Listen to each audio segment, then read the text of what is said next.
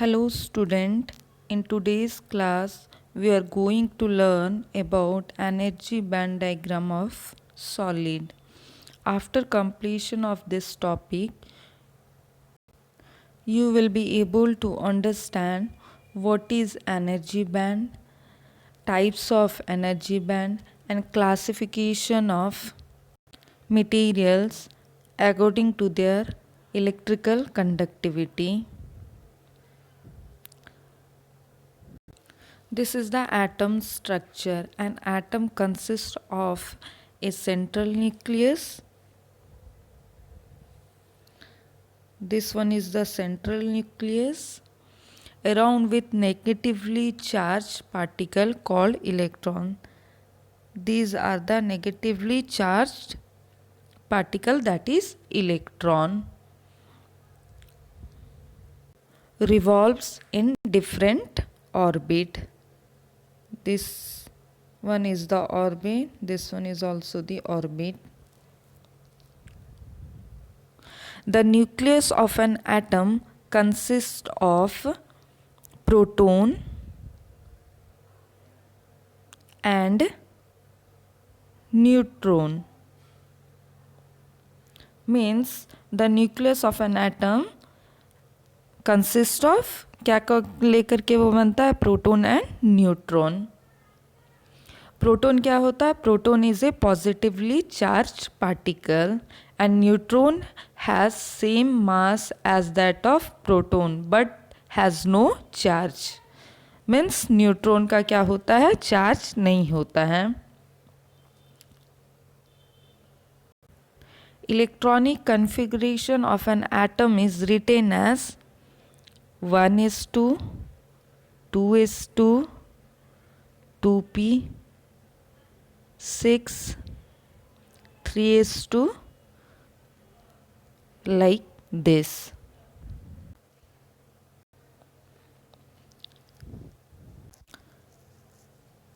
Energy band in solid. What is energy band? The range of energy possessed by an electron in a solid is known as energy band. Means this is the energy level diagram.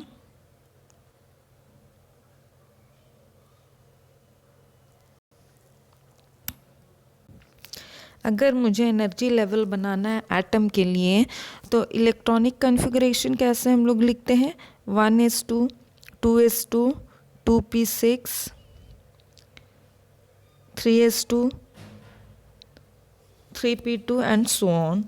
तो उसी तरह से हम लोग को अगर energy level बनाना है एक एटम का, एक एटम क्या होता है हम लोगों का? न्यूक्लियस को लेके बनता है. सेंट्रल में ये न्यूक्लियस है. अब उसमें क्या होता है? एटम का चारों तरफ ऑर्बिट होता है. This one is the first orbit and this one is the second orbit और ये है हमारा थर्ड ऑर्बिट. तो इसी तरह हम लोग को हर एक ऑर्बिट का एनर्जी लेवल बनाना है. तो पहले हम लोग का एनर्जी लेवल क्या होगा? 1s होगा, 1s2, फिर क्या होगा?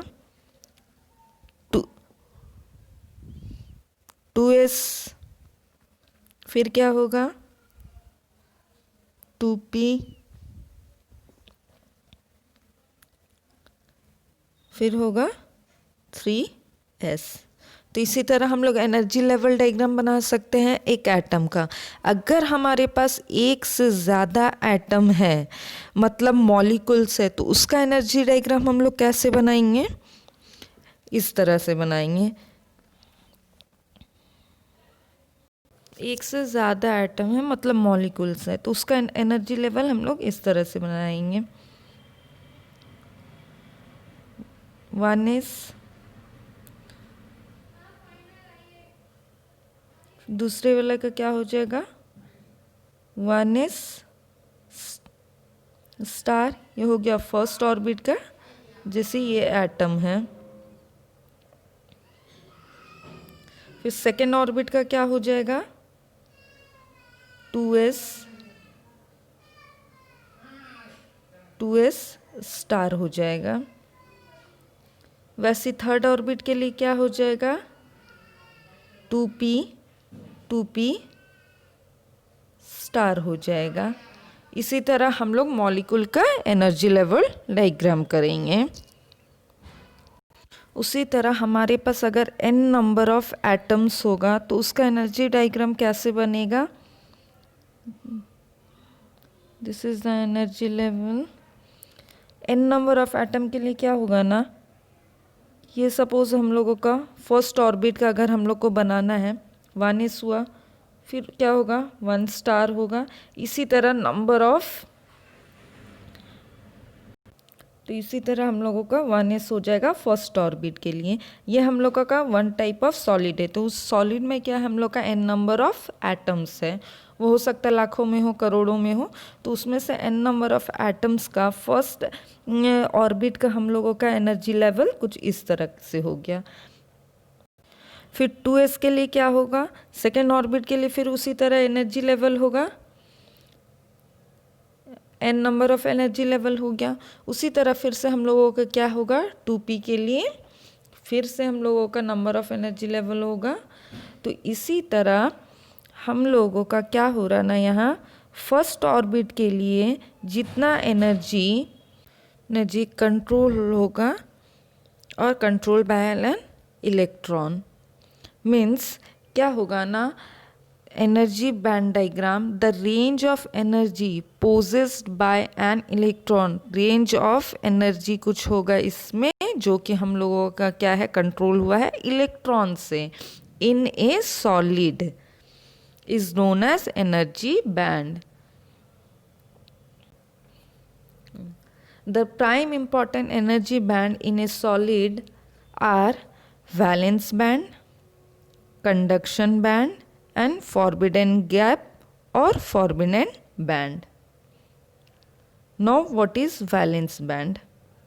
Energy band समझ आ गया ना, the range of energy possessed by an electron in a solid is known as energy band. उसी तरह वैलेंस बैंड क्या होगा ना, the band of energy occupied by the valence electron is called valence band. Now what is valence electron?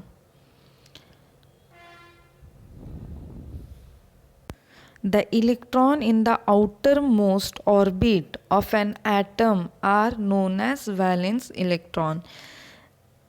जैसे ये हम लोगों का एक क्या था, एटम था, इसमें हम लोगों का न्यूक्लियस है जो कि प्रोटॉन और न्यूट्रॉन को लेकर के है।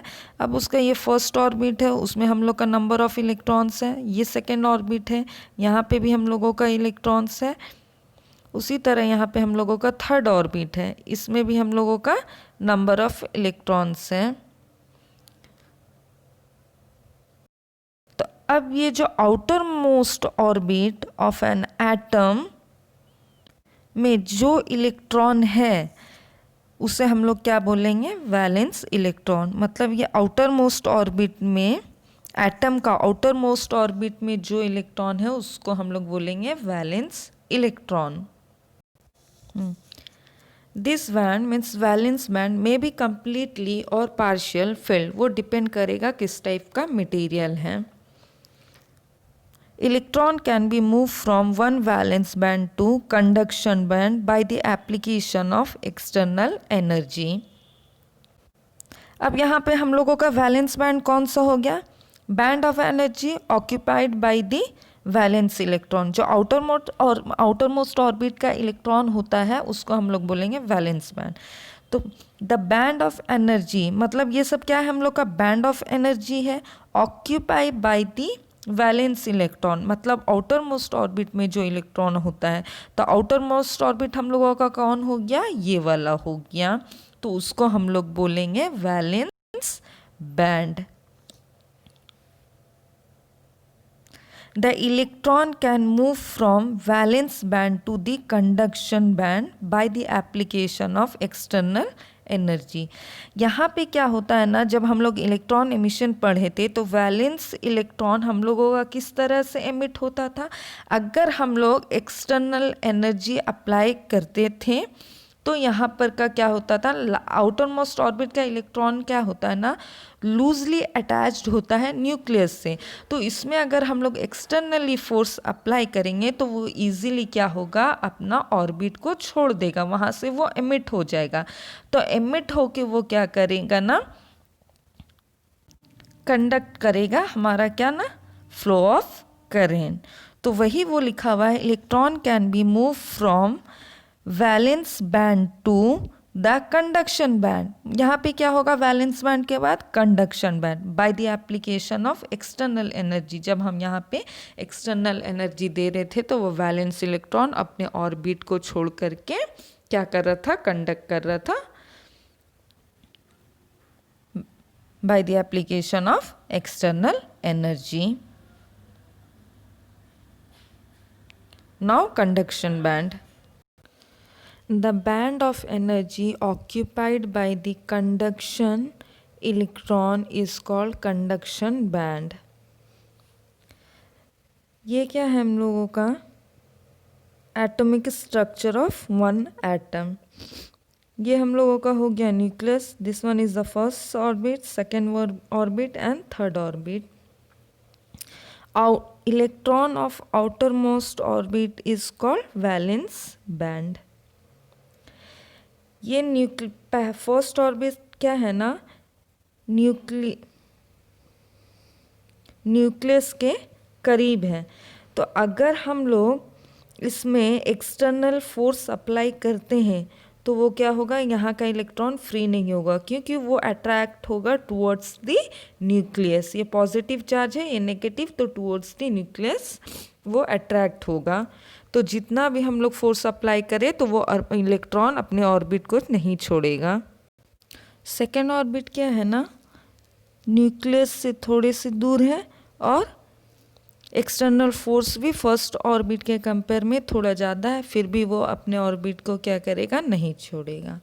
एंड द थर्ड ऑर्बिट में क्या होगा ना, न्यूक्लियस से काफ़ी दूर में है और एक्सटर्नल फोर्स जो हम लोग एनर्जी अप्लाई करेंगे वो ज़्यादा है, तो वो क्या करेगा, इलेक्ट्रॉन ना अपने ऑर्बिट को छोड़ देगा, वो अपने ऑर्बिट से एमिट हो जाएगा। ये अपने ऑर्बिट से एमिट हो जाएगा तो क्या बनेगा, ये फ्री इलेक्ट्रॉन बनेगा। तो यही फ्री इलेक्ट्रॉन ही जाएगा कहाँ, कंडक्शन बैंड में जा सकता है, कंडक्शन बैंड में। तो उसको हम लोग बोलेंगे conduction band. The band of energy occupied by the conduction electron is called conduction band.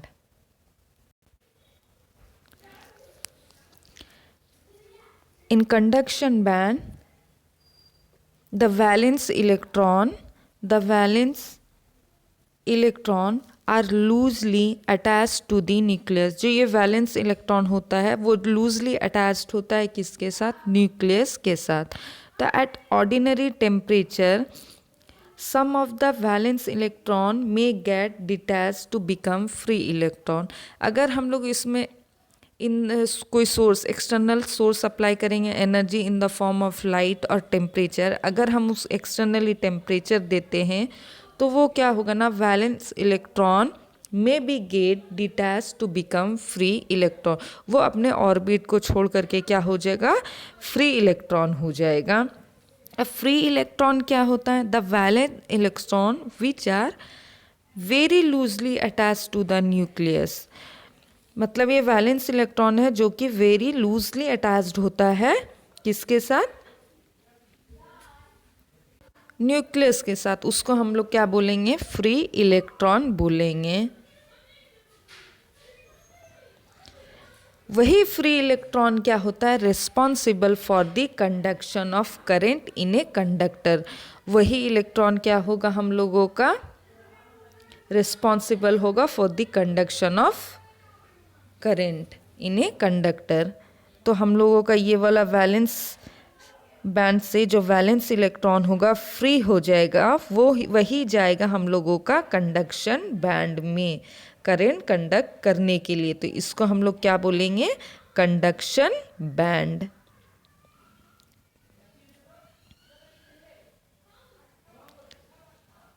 The conduction band is empty for insulator and partially filled for conductors. Forbidden energy gap or forbidden band. The gap between the valence band and the conduction band on energy level diagram known as forbidden band or energy gap. ये क्या है हम लोगों का conduction band है और ये हम लोगों का है valence band. The separation between conduction band and valence band on the energy level diagram is known as forbidden energy gap. ये जो है the separation between the conduction band and valence band, ये दोनों के बीच में जो डिस्टेंस है और सेपरेशन है उसको हम लोग क्या बोलेंगे, फॉरबिडन एनर्जी बैंड और फॉरबिडन एनर्जी गैप. इसको बोलेंगे forbidden energy gap. The greater the energy gap, मतलब क्या होगा, एनर्जी गैप अगर ज़्यादा होगा तो वो क्या होगा ना, tightly the valence electron are bound to the nucleus. Valence electron क्या होगा, टाइटली बाउंड होगा to the nucleus. In order to push an electron from valence band to conduction band to make the valence external energy equal to the forbidden energy gap must be supplied. मतलब external energy हम लोग का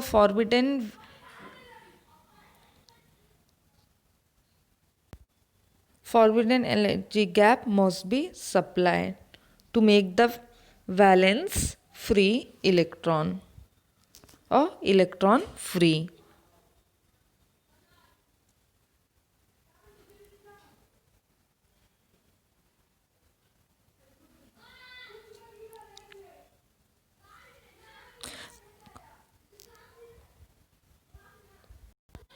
Material are classified into three types according to their electrical conductivity, that is conductor, semiconductor and insulator.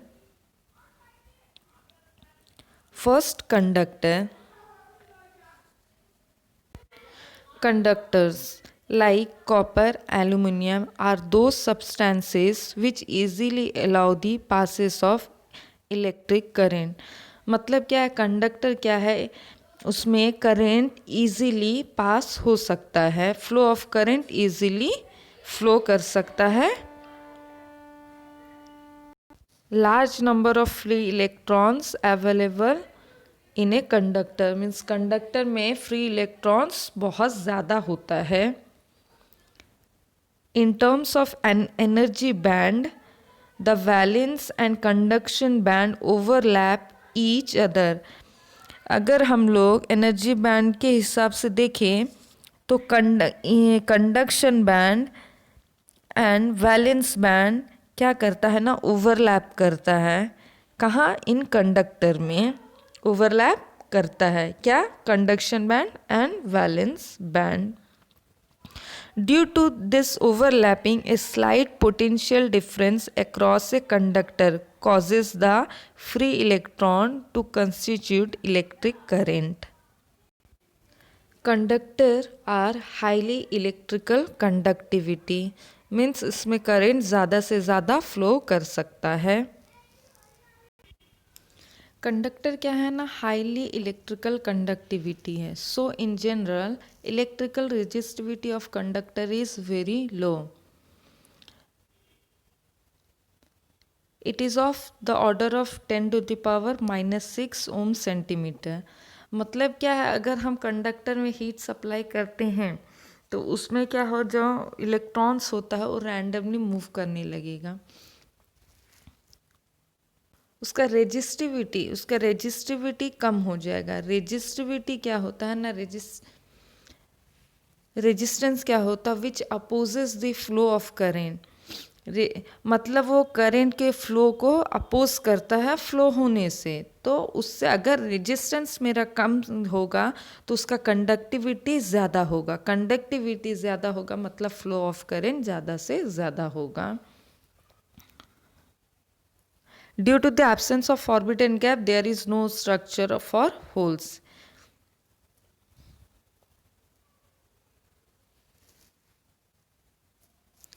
For conductor, the energy gap is of the order of 0.0 electron volt. Energy gap around कितना होगा इसमें? 0.01 electron volt. Semiconductor. A semiconductor is a substance which has very few free electron at room temperature.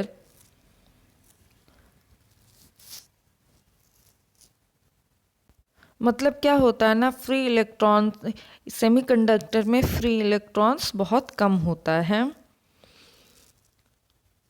Semiconductor like germanium, silicon are usually use semiconductor. Semiconductor are those substances whose electrical conductivity lies in between conductor and insulator.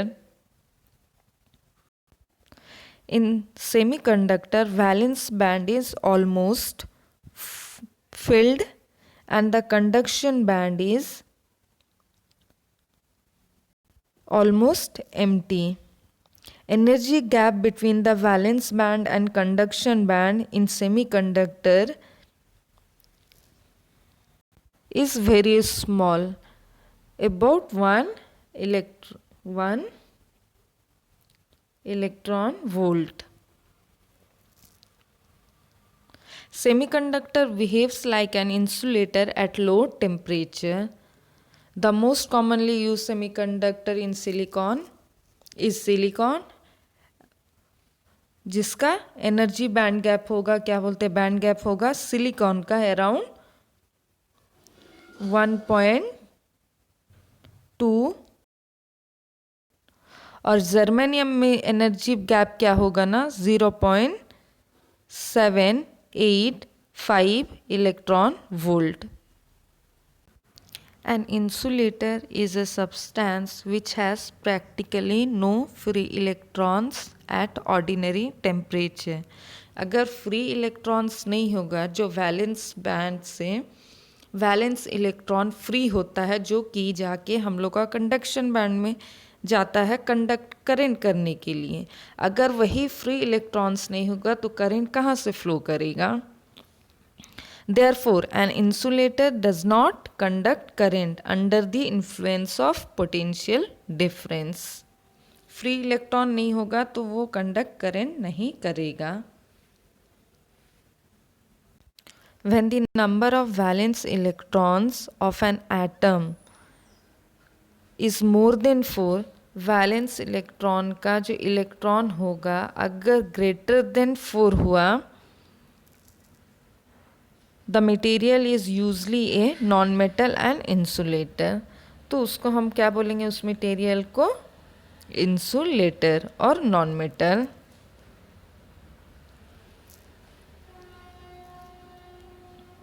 Example of insulators are plastic, paper, wood, glasses, etc. Insulator are those substances which do not allow the passes of electric current through them.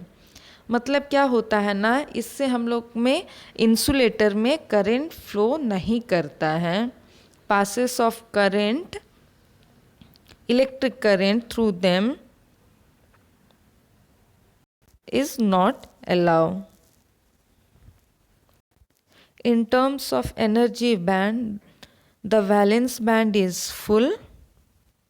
This valence band is full while the conduction band is empty. मतलब क्या है ना, insulator में इन terms of energy band देखें तो valence band क्या होता है हम लोग का, फुल होता है, एंड कंडक्शन बैंड क्या होता है हम लोग का, एम्प्टी होता है। So free electron from the conduction band is not available.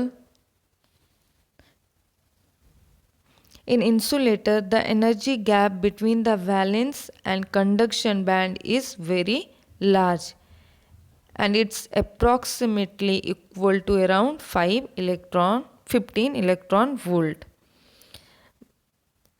इसमें क्या होता है ना, हम लोग का इंसुलेटर में कंडक्शन बैंड और एनर्जी बैंड के बीच में जो गैप होता है उसको हम लोग फॉरबिडन एनर्जी बैंड बोलते हैं और फॉरबिडन एनर्जी गैप बोलते हैं. तो ये गैप हम लोग का है अराउंड 15 इलेक्ट्रॉन वोल्ट होता है. Therefore, a very high electric field is required to push the valence electron to the conduction band. Energy gap ज़्यादा होने के चलते इसमें क्या चाहिए ना, इलेक्ट्रिक फील्ड बहुत ज़्यादा चाहिए to push the valence electron of valence band to the conduction band, जो कि उस अमाउंट में नहीं मिलता है, इसलिए यहाँ करंट कंडक्शन नहीं होता है. For this reason the electrical conductivity of such material is extremely small and may be regarded as nil. मतलब इसका क्या होता है ना, हम लोगों का कंडक्टिविटी बहुत बहुत कम होता और नील के बराबर होता है. At room temperature the valence electron of the insulator do not have enough energy to cross over to the conduction band. So, electrons cannot jump from valence band to the conduction band. The electrical conductivity is extremely small. Electrical conductivity जितना कम होगा current उतना कम से कम flow करेगा, मतलब नहीं करेगा. The resistivity of insulator lie between the 10 to the power 3 to 10 to the power 17 ohm metre. मतलब इसका रेजिस्टिविटी बहुत बहुत ज़्यादा है, तो रेजिस्टिविटी ज़्यादा होगा तो करंट कम से कम फ्लो करेगा at room temperature. Thank you.